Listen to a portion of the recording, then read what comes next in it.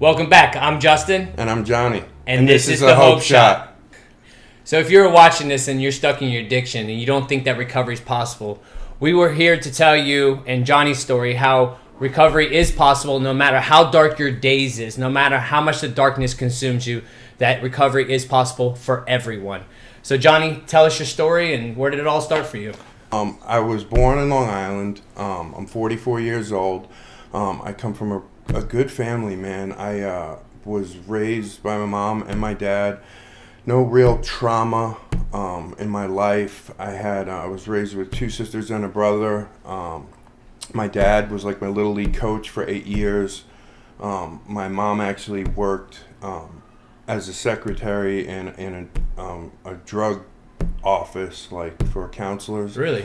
Yeah, my mom was, as far as that went, like in the field of addiction. She worked in the field of addiction. But so yeah, I had a great childhood, man. I went to a great school. I pretty much had anything and everything that I wanted. My parents were not rich by any means, but I never wanted, none of us really ever wanted for anything. And so for me, it was like, I think about before I ever got into the drugs, I was on a search for attention all the time. Even as a young kid, I was getting in trouble early on in school. I was acting out to get attention, whether it be from the girls or whatever it was.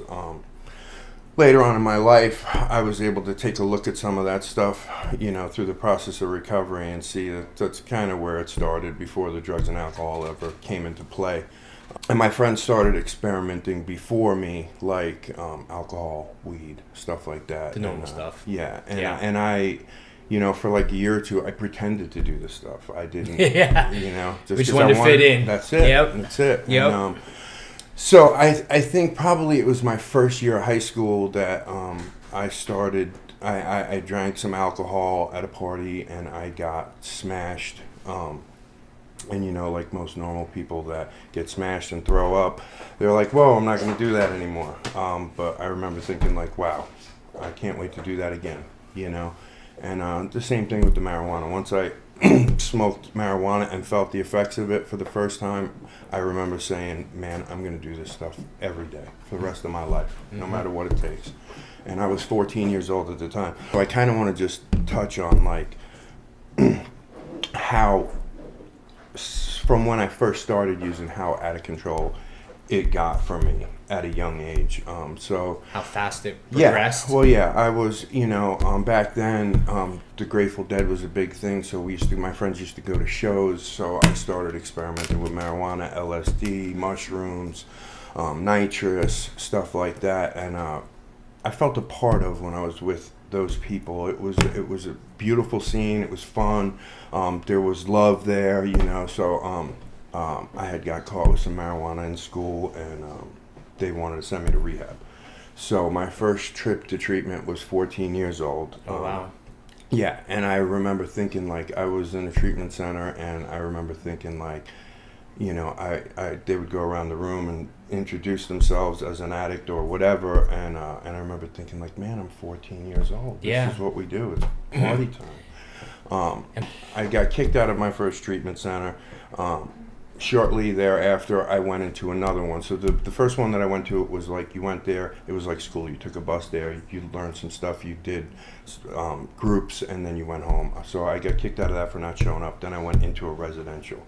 This is while I was still in New York. And at the time, a big part of my story is my dad. Mm-hmm. So when I started really messing up, my parents, they were getting ready to retire and move to Newport Richey, Florida. And so right around that time, I think I was like 15, and my dad had gotten sick. He had a back surgery that didn't go well, and he got some infections. So he was in the hospital for a long period of time, probably a year. And I was ripping and running in and out of treatment, just doing my thing. I'm not thinking about him, not thinking about anybody else.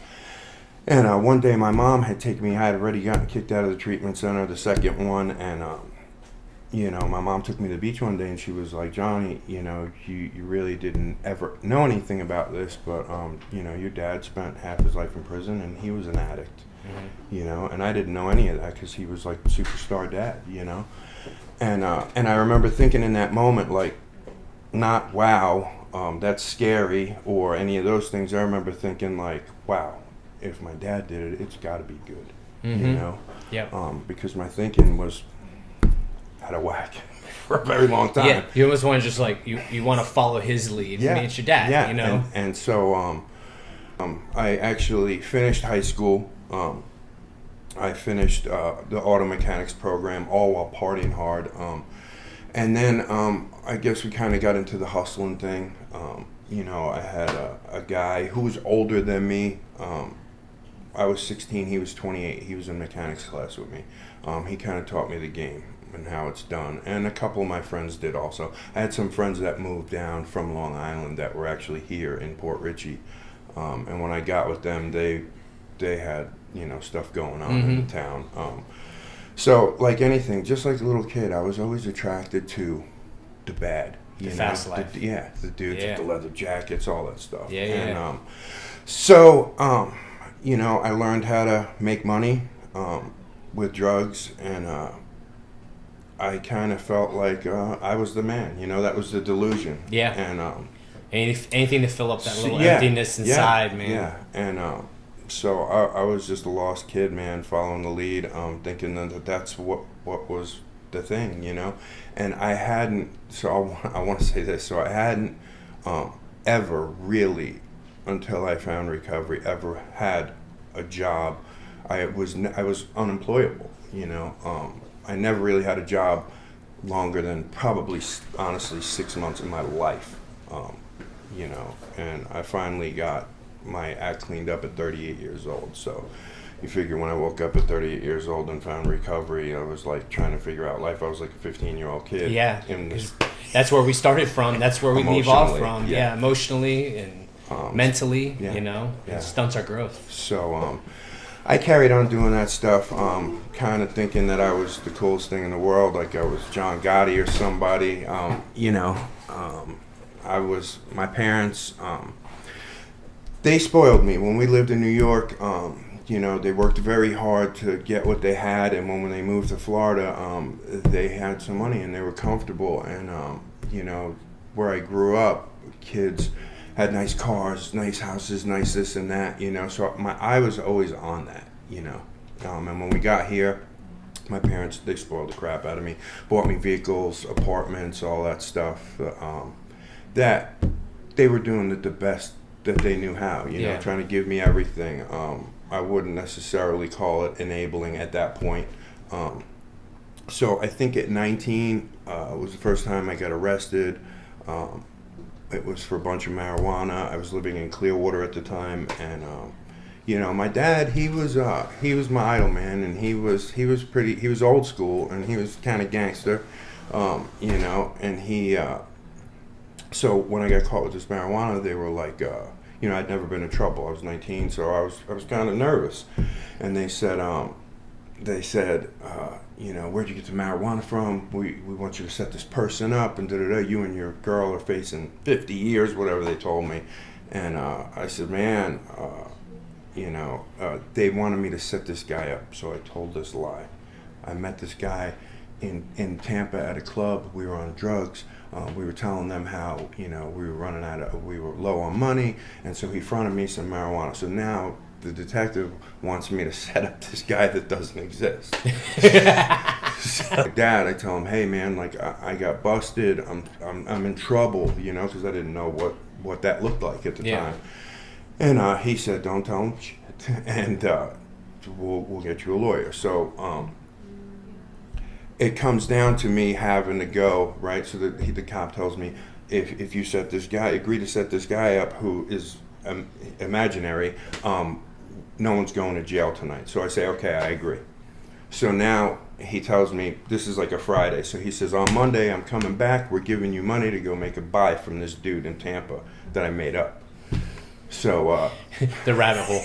Yeah. So rabbit hole. So like Sunday comes around, and I told my dad about it. My dad's like, tell him, fuck you. you know. So I call the detective and I'm like, my dad said, fuck you, you know. So shortly after they came and arrested me, and this is another point I wanted to point out, like, as far as my addiction went, I could not stop using. It didn't matter what the deal was, man. It didn't matter if the law was involved, if I was hurting my parents, if I was hurting a girlfriend. Nothing was more important to me at that time, and I wasn't aware of any of that. But so just for instance, I in a nutshell, I got PTI because I'd never been in trouble. So that's like you do 18 months of probation, you don't get a record, right? Yeah. So I get the PTI. I don't even make it a month with a dirty urine. I go to. It's usually how it goes. Yeah, I go to PTI, and so I violate the PTI before I can get resentenced. I go to treatment again because I'm using ecstasy, I'm using cocaine, I'm smoking cocaine now, and I go to my third treatment center at 19, and I can remember leaving this treatment center and smoking a joint and going, I think this is going to work this time. You know, the insanity. Yeah, the insanity. And we got this. Yeah. As long as I stay away from that. Yeah. And so I come home and I pick up right where I left off. You know, now I'm on felony probation because PTI was violated. A month in, I violate felony probation. I go to jail for a month or two. I go back in front of the judge. They give me house arrest. I make it a month on house arrest. I get arrested for a dirty urine because I can't stop using. I can't stop drinking. So then I wound up getting a year in the county. I think it was 6 or 9 months in Pinellas, and I get out. And I come home, and now I'm fixed. You know, I'm cured. I've been clean for 8 months, 9 months, whatever it was, and I'm good. It's funny. We get those little stints of clarity, and then we think that we got it, and it's like we've done nothing to change the person we are. That's my whole story. Yeah. Man. And so I come home, I resume. I'm doing the same stuff. I'm involved with drugs, selling drugs, the hustle game, all the stuff, and I'm like 20, 21 now. I'm starting to mess with the pills a little bit. And that, it's just like, it didn't matter what the chemical was, man. Mm-hmm. It really didn't. You know, it was like your friend said, it was like James said, it didn't matter if I was doing this too much. I just need to get away from this and go to the next. And that was, I think it's always that one. It's that one thing. Oh no, now it's this. Yeah. And it switches. Yeah, it's the delusion. It's the delusion, like that. Everything else is the problem. It's that drug. It's that this. It's not me, man. Yeah. I'm good. Yeah. So I started dabbling in the pills, and you know, by this time, in between there, I was, you know, into the rave scene and all that stuff, and I dabbled with a little bit of light pain pills, and then the oxys came around, and I got addicted to the oxys real fast. I was starting to get sick from the pills. I didn't know what it was at first, and then, so again, you know, I wound up on the methadone program, which is a nightmare. Oh yeah. Painful, man. And so I did that, and I wound up, and I was smoking crack every day at the methadone clinic. I wound up getting kicked out of the methadone clinic for life because I got in a fight there. So now at this time, I'm still living at my parents' house. I'm 22 or 23 years old, and I'm bringing all this mayhem, you know. And it's everybody else. It's everything else. It's, you know, I'm a felon. I'm never going to be able to do anything with my life. And that's a lot of the mindset in a lot of addicts. Is you become a felon, and this is my life. We put ourselves in a box. Accept it. Yeah, exactly. Yeah. Like uniqueness. Yeah. You know. Yeah. So right around that time when I was on the methadone, now I got kicked off, and I was on a high dose, so I'm detoxing. And I remember my mom saying, like, that's it. We're done.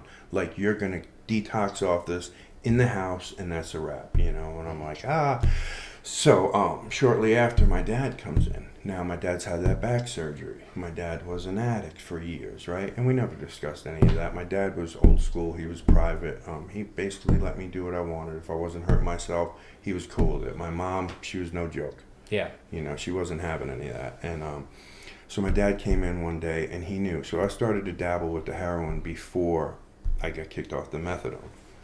program. And so he was aware of that a little bit. I was always honest with him. And so my dad came in and he said, and I was sick, so he gave me a couple of his methadones because he had that back surgery. He said, take these, you'll feel better, you know. And then he said to me, man, John, I want to do it one more time. One more run. The heroin. Yeah. And so that right there that day, again, I remember there's one of those moments for me where I remember thinking like, man, if my dad wants to do it, it's okay now. Like, it's not gonna, you know, it's my dad. And boy, it started a whirlwind of mess with my family, my mom, and everybody else involved, including myself. But and my dad was 65 or 66 years old at this time. Yeah, that's rough. So we started using heroin together, and things got out of hand really fast. My parents got divorced after 33 years of marriage. I carried a lot of guilt over that for a long time. And so my mom at the time, she moved out. They sold their house. And my dad moved into this 55 and up trailer park in Newport Richey. I remember that. You've been there. I've been there. And I basically, so I was in jail. I went to jail again, and my parents split. And so when I came out of jail, my dad had moved in this 55 and up trailer park. My mom had left and gotten a condo. And I basically moved out of jail and in with my dad and took that place hostage and made it a drug den and selling and buying and just all kinds of shady stuff going on. And that went on. So I went to prison, I think, in 2004 or 2005. Initially, it was for driving on a suspended, but I was on probation, and every month I violated because of the dirty urine. I couldn't stop using. I would show up. I was at a point in my life where every single probation officer in the Pasco County, they knew me. Every single house arrest officer knew me. So there was no getting away from it. They knew that I was a mess, you know. But I would go in there and tell them my story, and no, it can't be. That's wrong. You know, it's not dirty. There's that responsibility thing again, man. Can't accept it. So I went to prison for the first time, 2005. I think I got a year and a day. I came home, picked up right where I left off, as I always do. But I remember taking the bus. They give you $100 and calling my dealer on the way home. Hey, meet me at the Greyhound bus station on Moog Road. I need a pack, you know, because I'm going to take this pack. I'm going to flip it. Oh, yeah. I'm going to get my license. I'm going to get a car. I'm going to get my apartment.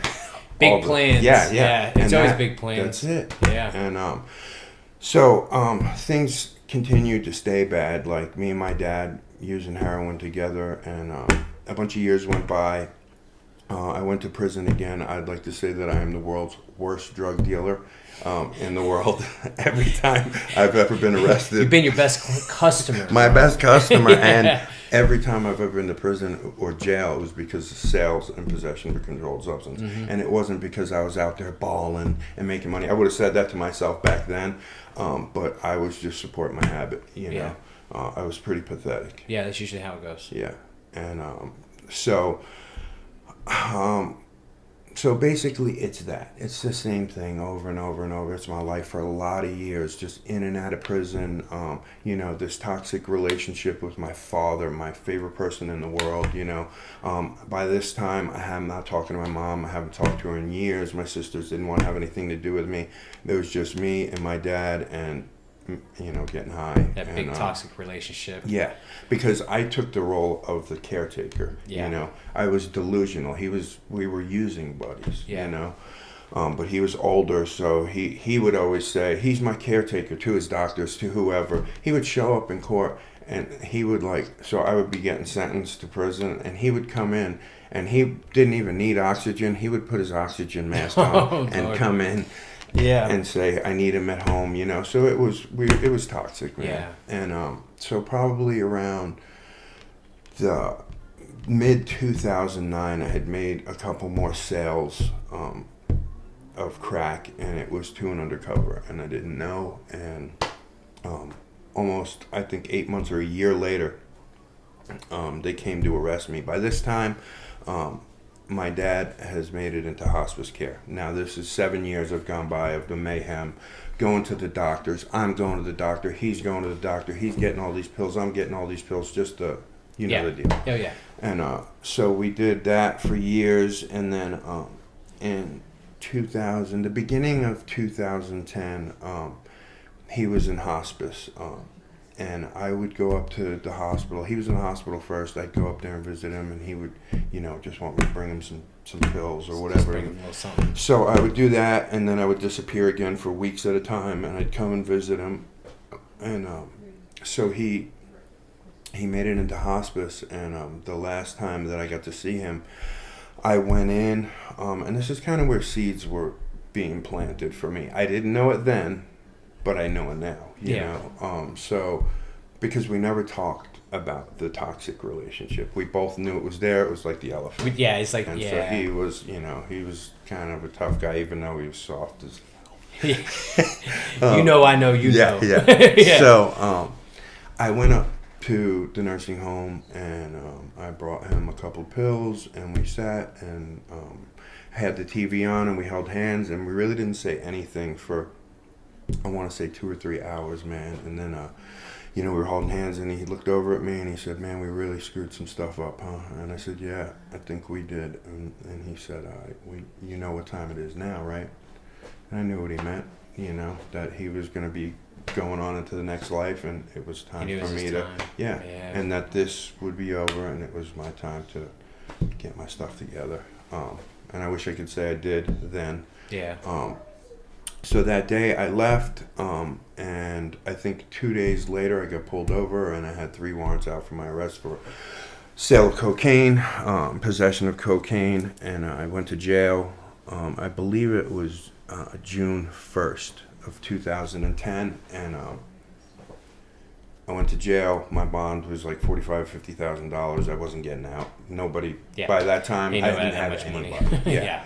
And so 28 days in, my dad passed, and they came and told me that he passed.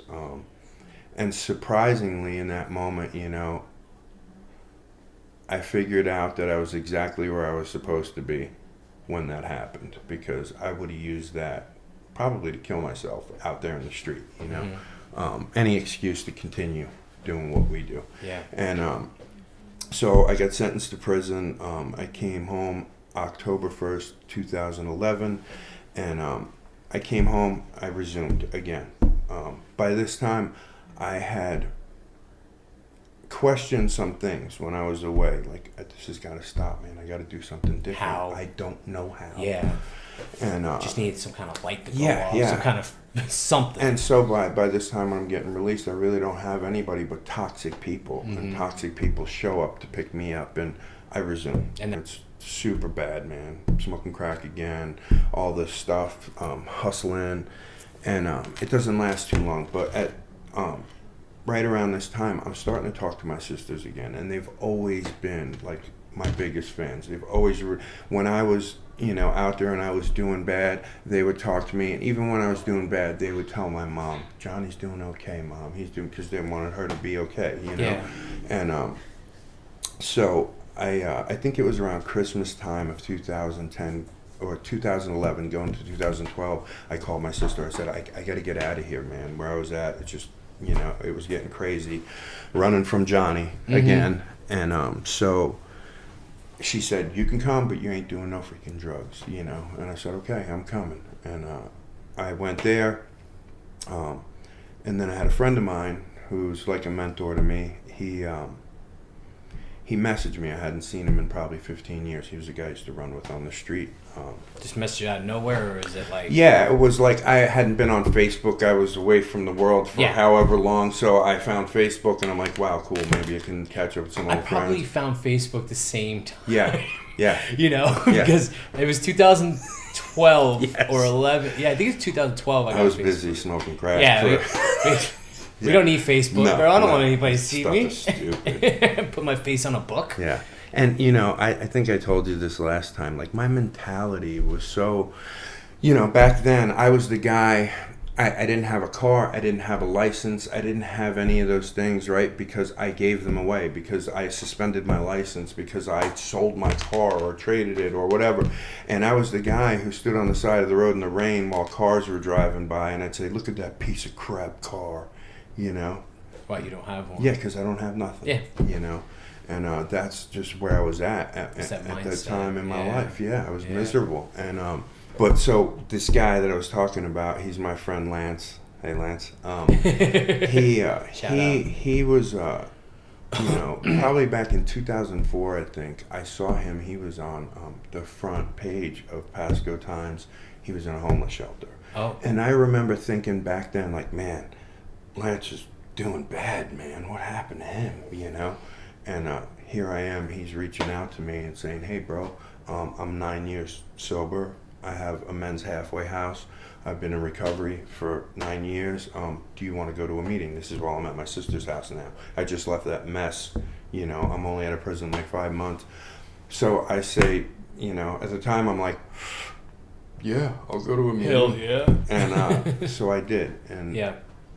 I was able to see him, the same guy that we were doing this stuff together. Yeah. You know, that there was some hope. That was your little hope shot. It was right a there. nugget, yes. Just a little bit. Yeah. And so slowly, you know, I was still doing my thing. I was still whatever. And eventually I moved into his halfway house. I started using again, and I reached out to him before things got real bad. And he said, you know, come over, man. I got a spot for you. So I'm introduced to recovery again. It's been years, but I've had these spots in my life where I went to treatment. I've done some recovery-related things. Little seeds. But I wasn't. Seeds. Yeah, but I wasn't interested. Yeah, I was different. You weren't ready. No, I was different. Yeah. And so my MO with that is kind of the same. Like, this is what I've done. I'll get into recovery. I'll get some new clothes and a job and some stuff and a girlfriend again, and I'm gone. You know, I go back out and I start, Clean on the outside and rotten on the inside. Yep. Yeah, and it took me a while to figure that out too. So I got high again at his halfway house. He kicked me out. So I had the opportunity. I had a friend of mine who I knew from Pasco, and she had been in Ocala, and she said, "Hey, if I can get you into a treatment center." Would you be willing to go? And I said, yes, I would. I was out of gas, you know? So, finally was sick and tired of being sick and tired. Yeah, and I was scared, man. Yeah. Because here I am at that time, I was, I think, 35 or 36 years old. I had no clue how to live. I had no life. I had never really experienced life at all, you know? And so I was petrified. Now I'm going to a place where I don't know anybody. But I knew that it was what I needed to do, you know? So I was... in the moment, I was okay with it. Okay, I'm going to do it. I don't know what it looks like. I don't even know what recovery looks like, but I want to go. I want to try it. So I came up. I went to detox. I went to treatment. After treatment, I went to a sober living environment. And when I got to the sober living, I had started talking to my sisters again. And it was like, I think it was December of 2012. And my sister said, hey man, mommy wants to see you for Christmas. I hadn't seen my mom in 10 years. And I was nervous, you know. I think I was like 8 months clean at the time. And that's where I started to mend my relationship a little bit with mommy. And it was amazing. I hadn't seen her. I went down there. It was like a magical thing, man, because I feel like at the time, I've wasted so much time in my life by this point that, like, you know, the picture of my mom I had in my head, and now fast forward 10 years, my mom was in a wheelchair. She had surgery. So it was like, whoa, you know, another punch in the face, like, wow. And it was magical, man. I remember her saying, wow, you look amazing. I'm nervous. And I remember saying, I'm nervous too. And we cried, and it was awesome, man. Yeah. And that was the beginning of mending our relationship. And so I'd like to tell you that I stayed sober, but I didn't. Same thing with the MO. So at that time, I want to make a point that, like, when I came to Ocala, I had 4 teeth in my mouth. I hadn't had a license for 13 years. I hadn't had a car probably in 15 years. And being involved with recovery, I started to get those things back. I got my teeth fixed. I got a car. I got my license. All I was in the sober living. Then I wanted to go, back to Newport Richie and show all my friends how good I'm doing. Yeah. We want to show people. Look at my teeth. Look at me. Look at me. Yeah. And all on the outside. Mm-hmm. And so eventually I started going down there often, and the recovery kind of went on the back burner again because I was cool, man. I had it again. Now I got a car and a license, and I'm in college, and that didn't last long. So I was going down. I was seeing friends I shouldn't have seen, and I started taking packages from Newport Richie, same crap, same behavior, same stuff. I always think we got it. Yeah. We got it now. Yeah. And so that didn't last long. I started using it again shortly after that. And this is where, I want to say this. Through all my stuff and my using, I've been to some dark places, man. Like the prison, the overdoses, the strokes from injecting drugs, like seizures. All those things didn't scare me, None of that stuff scared me. What scared me this time was that my soul was gone, man. And I knew I had to do something, and I didn't know how. By this time, I knew a little bit because I had experienced it. So that first time I was sober about 1.5 years or 15 months, my life got amazing, And then I went back, and then I stayed out for 1 year. I got back on the methadone, which was a really bad decision. Worst detox of my life, but the best one at the same time. Really puts things in perspective. Yeah, because I never want to feel like that again. That's what scared me into recovery.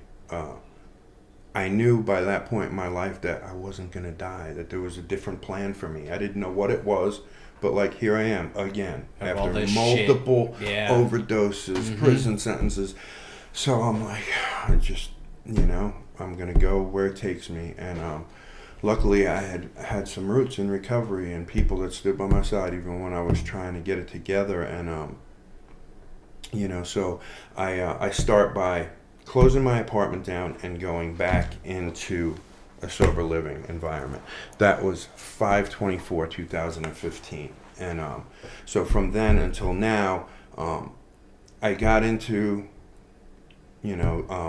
doing stuff in recovery again, involved with helping some people. I got a job, and I really want to say I've had a few jobs, growing up. I worked at the pizzerias, I did all this stuff, but this was a job that I had to go get. It was at a car wash for $5.03 an hour plus tips, right? I had my little car that had been on a year run with me, so it was beat up and smashed up because we ruin everything when we're doing our thing. And I got the job. I worked there 5 or 6 months, and I've always been good, man.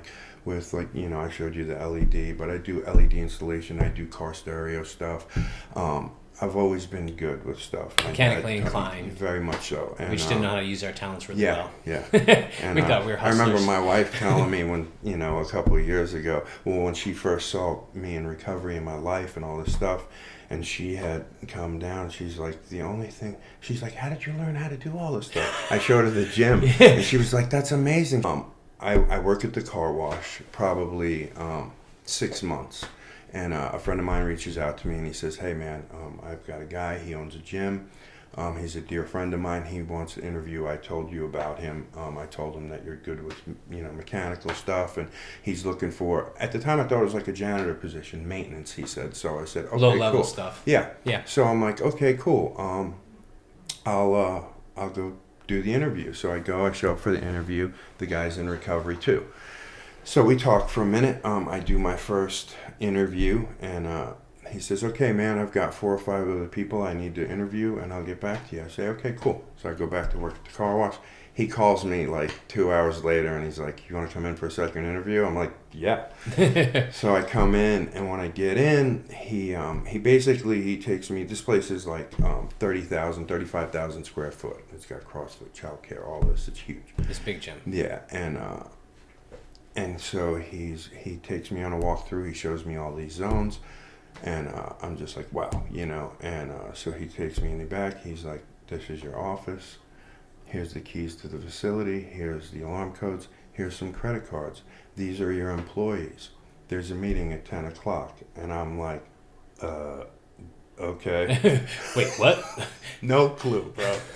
So I remember thinking in that moment, like, I'm either going to take this and I'm going to run with it and I'm going to do something with my life different, or I'm going to do the same thing I've always done and burn it to the ground. And I made a decision that day, man. And so I show up to the meeting, right? I told you this story. Yeah. I have never been to a meeting for work in my life. So I go in there with a pen and a paper like this. Ready to take some notes. Never No took a idea note. what's going on? No. Just want to look good. So I remember him. So this is a director's meeting. So I'm sitting there and I'm like all nervous and weird with a pen and a notebook. And he says, hey, everybody, I want you to meet John, the new facilities director. And I'm like looking for John to say what's up to him. And he's talking about me. So Can't I'm be like, me. well, yeah, exactly. So so that was my first really like big opportunity. And at that time I was 5 months sober. So I was awkward. Oh, you yeah. know what I mean? I was awkward. I still wasn't, you know, I still kind of had the prison swag. So I was learning how to deal with people too, you know. It was the first real spot in life where you had an actual responsibility that was huge. I was given an opportunity. And I'm sure it was huge for you for the acceptance part. Yeah, like we're accepted in society back in almost. Yeah. It was something like a welcome mat sitting there. It was. Yeah. It was huge for me, man. I remember it was such a big deal for me. I remember, so I took it, man, and in the process of working the job, I networked with a lot of people, man, a lot of good people, police officers, people I never thought that would have relationships in my life today. But I met a lot of people. I was able to network with a lot of people. The opportunities that came to me were one of like, I met the guy. So the facility that I was in, there's over 300 machines, 200 machines, something like that. And so I met a guy who supplied us with all that stuff. It's through Nautilus, Star Trek, all those big name companies you hear in a gym. And he said, I like you, man. I'm going to send you to have you certified as a technician. So they fly me to Washington. They fly me to Ohio for these trainings. So they certify me as a fitness technician. Mm-hmm. So I go, now I'm an in-house technician. We get paid more. We opened up a second location. I get to oversee some of that stuff. Wow. It was amazing stuff. Wow. I never thought possible, and so I did that for a while. All the while I'm in recovery, I'm trying to help the next guy. I'm staying involved with what recovery has taught me. Steps, sponsorship, all sponsees. Yes, sponsees, Yep. everything. I stay very involved even to this day, man. I try to do everything I can, and I hit dry spots too. And I hit, we spoke We all about get that. them. Yeah, I've had some struggles, man. It hasn't all been, puppies and rainbows, but way better than where we come from. Exactly. And I don't want to forget the most important part, because one of the biggest deals that intertwines with my recovery is I was never able to have my dad witness any of this stuff, the change that we spoke about that day in the hospital. And so he, my mom, she was an integral part of this, like I told you I was sober a year, 15 months, and I went back out, and it broke her heart, man. And so when I came back into recovery this time, I had separated myself. I didn't want to burden them anymore with the same stuff that I had done for my whole life, Yeah. So I told her, I'm going to do this again, and when I'm okay, I'm going to come see you. And I waited about 6 months. I need this, Mom, can you help me? I didn't do any of that, Another huge thing is I became fully self-supporting through this process of recovery, man. And I didn't even know what that looked like, So the relationship with my mom, it had skyrocketed, man. Like when I came back and finally saw her again, and she was like, she said something to me one day, and then I'll never forget. And she said, I'm not worried about you anymore, you know, and that was a big deal for me. She said, I see it. There's something different. I don't worry. I honestly believe you're going to be okay. It's that light that comes on in your eyes that people can see, like, holy shit, somebody turned the lights on in there. And so, like, through this process, man, I've learned how to become a son, a brother, an uncle, a husband, you know, all these things. I didn't know what any of that stuff looked like. Yeah. And I'm learning as I go. Barely knew how to be a person, let alone be all these things for animal, somebody. Man. I was an animal. Yeah. And so that last 3 years, man, you know, I'm coming up on 6 years now. My mom passed in the beginning of 2018, but she got to see me for 3 years, man, and not worry at all. And, like, I was able to show up and be a son for those 3 years. And when she went in the hospital and went into, you know, hospice and was getting ready to pass, and we were right there by her side, like, she wanted me there. It was magical, man. That's awesome. Like, I got to show up, you know. And so that was like one of the most important things in my life, man. I waited, you know, and I was able to do it with my mom. So it was magical. And I always say, just like with my dad, I'm keeping the promise no matter what. It doesn't matter what it looks like, no matter how bad stuff gets. And it hasn't been bad, you know, even on my worst day. Yeah. It's nothing like, you know, what it used to be. Yeah, definitely. So I worked at the gym for about 4 years, man, and I networked with a lot of people, and I have a lot of friends. So I'm involved into the recovery community big time where I'm at. And now your job now?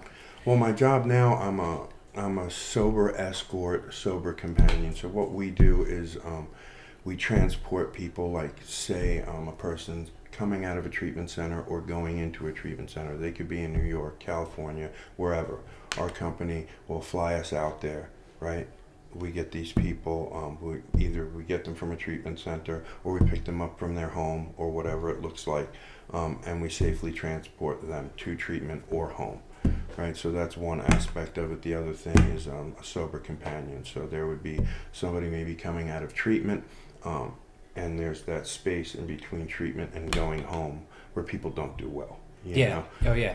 So we is that transition back into the real world. So that's where a lot of people get things messed up. And I had too, but at the same time, I wasn't ready until I was ready. And that's like any one of us, man. Until we're ready. So the companion thing, it kind of looks like this. If it was your parents or you would hire our company and you would come out of treatment and you would, we would get a condominium or a house or whatever, and me and you would live together in this house for whatever your case plan looked like. It could be 6 months, it could be 9 months, and I'm going to live with you, teach you recovery skills, get you plugged into the community, get you to your doctor's appointments, whatever you need. We do all that stuff. So that's in a nutshell what I do now today. And I'm a recovery coach. I'm in college right now, me and my wife, for our bachelor's in human services with a concentration in substance abuse counseling. And a little bit about my wife. Yeah. So I want to not forget that part. Yeah, do not forget that part. So my wife is Lisa, and she was a woman that I have known since high school. And me and her, and my whole story that I just told, and the ripping and the running and the arrests and all that, she was right there with me. We were in a relationship probably 2005, 2006, 2007, and we were living on the dark side together. And you were there with us for some of it. Yeah, some of it. Yeah.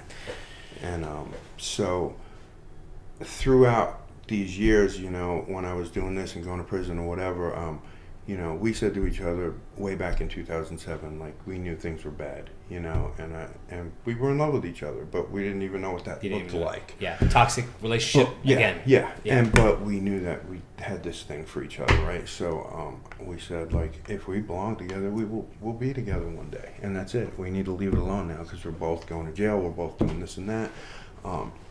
So we separated, and I went my way and she went her way. And over the years, we would talk to each other through text. She'd be in a relationship, I'd be in a relationship. We would still check in with each other. And she reached out to me, I think it was probably 2016. And I think I had been sober a year by that time, this time. And she said, Johnny, like, what did you do to change your life? It looks amazing. And, you know, people that know me from my past, and they know the life that I live today, they're like, dude, it's a miracle. Like, it is. It is. We're all miracles. And I did that to myself too. I put myself in that box. You know, I'm the felon. I'm a junkie. I'm always gonna be this. Stuck. Yeah, and it keeps you so sick and so stuck, man. And so Lisa reached out to me, and I told her, I said, you know, at first, I've always had feelings for her, so at first I wanted to be Captain Save-A-Ho. Of course. And, oh, come with me, you know, but I didn't. I suggested to her what was suggested to me, and you did what the what the right thing would do instead of going on emotions. Yes. Yes. So I told her, this is what I did. I went to detox, I went to treatment, I went to sober living, and this is what it looks like. Here's a phone number. Call every day. And if you're willing, you'll call every day. And if you miss a phone call one day, like, you'll lose your spot. So just call them and tell them, like, you're out here and you're dying and you want help. You want to take a look at yourself. And she did that. And she did it for 10 days. And she called me one day and said, I got a bed. And it was here in Ocala. And then we're gonna hear her story. Yeah. And but now you guys are married. Yeah. Own a home. Yeah. It's pretty crazy. Yeah. From the flip side. Yeah. Yeah. And it's all because you did something different. I believe a huge part of it, man, for me anyway, is recovery's taught me a lot of stuff, man, but it's taught me probably mostly that I get wrapped up in self a lot, right? Yep. And the solution to that is helping others, right? That's what we learn. Takes us out of self. So I've tried to do that, man. But the guys that come before me and my, you know, the guys that I look up to and my mentors, they've taught me this stuff, you know? And so I try to live by that, man. I honestly believe, I remember my sponsor, he said to me years ago, like in the beginning of this, almost 6 years ago, he said, Johnny, like, you got to find out what your purpose in life is. And I remember, like, thinking, I don't even know what that means. What does it mean? And like all the other words, humility. I know. I didn't have an understanding for any of that stuff until I did. I understand. And so I honestly believe that my purpose in one form or another is to help others, you know, because I'm selfish by nature, man. And I can get caught up in that. We've spoken about that too. You know, it's a human thing. We tend to be more selfish than anything, and sometimes we have to put ourselves back in check. Yeah, and I have to do that often, man. It's not, you know, it's not ever perfection. I don't do any of this stuff perfect. I just know that when I am doing something outside myself, miracles happen in my life, you know. Love it. I told you, like I was telling you before this, like sometimes I wake up in my bed and I'm like, wow, I live in this house. It's amazing. Wow, I have a wife next to me. I have a dog. I have relationships. I have an amazing job with amazing colleagues, and I get to do all this stuff today that I never thought was possible. Yeah. No, I feel because I spent so many years on the dark side, man. I didn't think there was a way out of that dark, you know. So yeah. Well, thank you for sharing your story, man. It's like it's crazy because like we've known each other, you know. Yes, so we know what that lifestyle brings. We know who we were, and then to meet up on the other side. It's weird because it's like meet up on the other side. What is that? Yeah. You know, it's almost like we died to our old self, and then we are brought back to life. You know what I mean? Yeah. And that's one thing. It's like the good, the evil, the addiction, the recovery. Where there's two sides to everything, and it can flip in 1 second if you choose to do something different. So that is what You got to do something different. We got to do something different. You have to. It's one decision away.